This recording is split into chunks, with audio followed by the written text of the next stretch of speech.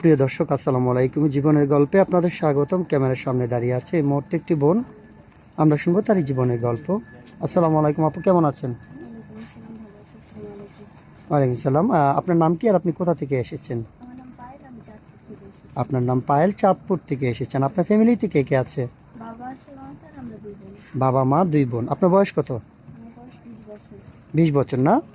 আপনি পড়াশোনা করেছেন? হ্যাঁ, পড়াশোনা করেছি স্কুল পর্যন্ত। এসএসসি পর্যন্ত করেছেন। আচ্ছা, ঠিক আছে। আপনার আব্বু কি করেন?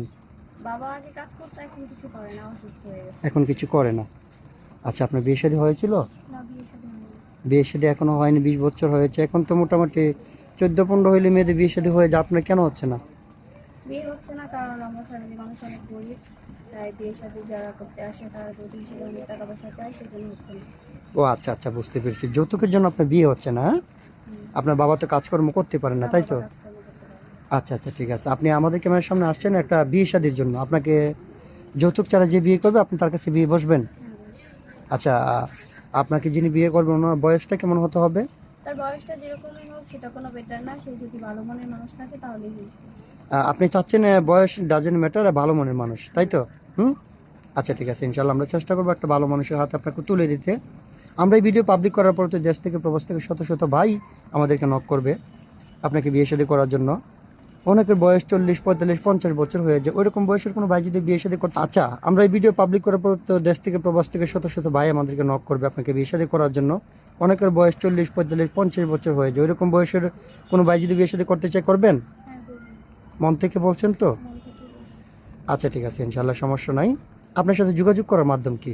আমার সাথে যোগাযোগ করার মাধ্যমে আমার কোনো ব্যক্তিগত ফোন নেই, আপনাদের সাথে যোগাযোগ করলে আমাকে পাওয়া যাবে। আপনার ব্যক্তিগত কোনো ফোন নেই? না। কেন, আপনি ফোন চালান না? না, ফোন চালাই না, যেহেতু বাবা অসুস্থ সেজন্য ফোন করতে পারি না। ও আচ্ছা আচ্ছা, বুঝতে পেরেছি আপু। আপনাকে আর লজ্জা দিতে চাচ্ছি না।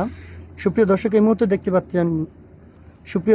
মুহূর্তে দেখতে পাচ্ছেন ডিসপ্লেতে একটি নাম্বার। এটা হচ্ছে আমাদের নাম্বার, ইউটিউব চ্যানেল কর্তৃপক্ষের নাম্বার। যদি কোনো ভাই পায়েল আপুর দায়িত্ব নিতে চান, তাহলে ওনার একটা ছবি স্ক্রিনশট মেরে পাঠিয়ে দিয়ে আমাদেরকে ভয়েস করবেন।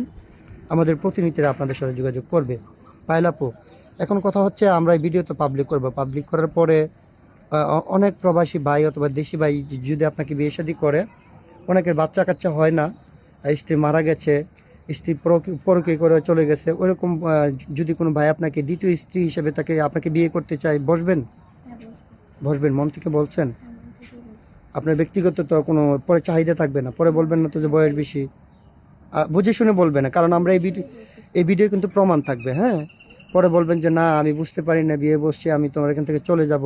আচ্ছা, কারোর সাথে যদি আমরা ব্যক্তিগতভাবে বিয়ে শাদী দিয়ে দিই, প্রতারণা করবেন? না, প্রতারণা করবো না। অনেকেই কিন্তু বিয়ে শাদী করার পরে প্রবাসী ভাইয়ের আমাদেরকে কাছে কমপ্লেন করে যে ভাই, আমার স্ত্রী আমার 5 লাখ টাকা নিয়ে গেছে গা, 10 লাখ টাকা নিয়ে গেছে গা অন্য ছেলের সাথে ভাইগা। এমন কিছু পরিকল্পনা আছে আপনার? না, সেরকম কোনো পরিকল্পনা নেই। আচ্ছা, ঠিক আছে। ওইরকম পরিকল্পনা থাকলে কিন্তু আমরা আইনগত ব্যবস্থা নিতে বাধ্য হবো, ঠিক আছে?